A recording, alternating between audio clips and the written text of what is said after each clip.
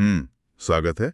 आज हम एक बहुत दिलचस्प स्रोत पर बात कर रहे हैं, गुणादित्य सूर्य मंदिर, बड़ादित्य की दिव्य गाथा जी। यह हमें उत्तराखंड के अल्मोड़ा में एक कम सुने हुए सूर्य मंदिर के बारे में बताता है। हाँ। और वहाँ एक बहुत खास सदियों पुरानी अष्टधातु की मूर्ति की कहानी है। तो चलिए देखते हैं इस स्रोत में क्या है, इस मंदिर का क्या महत्व है, क्या इतिहास है। बिल्कुल। ये मंदिर, जिसे बड़ादित्य भी कहते हैं लोग, अल्मोड़ा के पास काफली खान इलाके में पड़ता है।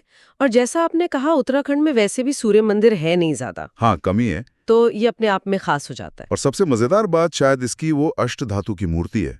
स्रोत कहता है करीब 3 फुट ऊंची है। हाँ, लगभग 3 फुट, और अष्ट धातु की बनी है, मतलब 8 धातुओं का मिश्रण, अच्छा। जो अपने आप में कीमती भी था और पवित्र भी माना जाता था। और इसकी मुद्रा भी खास बताई है, हाथ ऊपर उठाए हुए, आशीर्वाद देते हुए।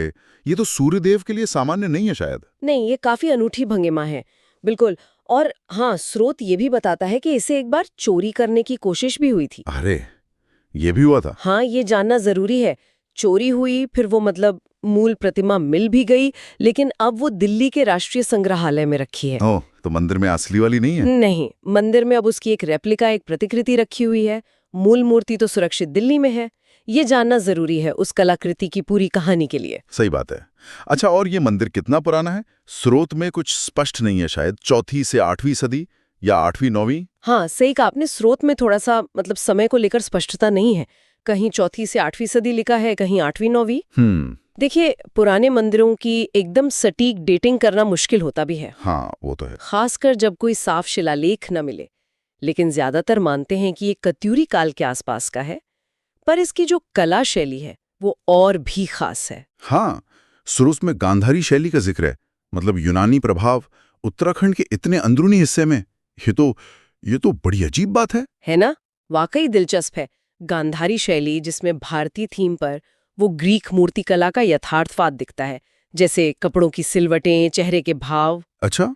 उसका यहाँ मिलना शायद उन पुराने व्यापार मार्गों या सांस्कृतिक लेनदेन की तरफ इशारा करता है, जिसके बारे में हम ज्यादा सोचते नहीं। हो सकता है। मंदिर भले ही साइज में छोटा हो, पर ये जो आर्टिस्टिक फ्यूजन है, ये इसे आर्किटेक्चर के लिहाज से बहुत महत्वपूर्ण बना देता है। इतिहास और कला तो ठीक है, पर क्या इसका कोई आज भी जीवित सांस्कृतिक पहलू है? स्रोत कुछ बताता है इस बारे में? हाँ, बिल्कुल। और यही चीज दिखाती है कि ये सिर्फ एक खंडर या म्यूजियम पीस नहीं है। अच्छा, अरे वाह। तो ये परंपरा दिखाती है कि कैसे यह मंदिर आज भी वहाँ के लोगों की आस्था से, उनके जीवन से जुड़ा हुआ है, सदियों बाद भी। ये तो बहुत अच्छी बात है।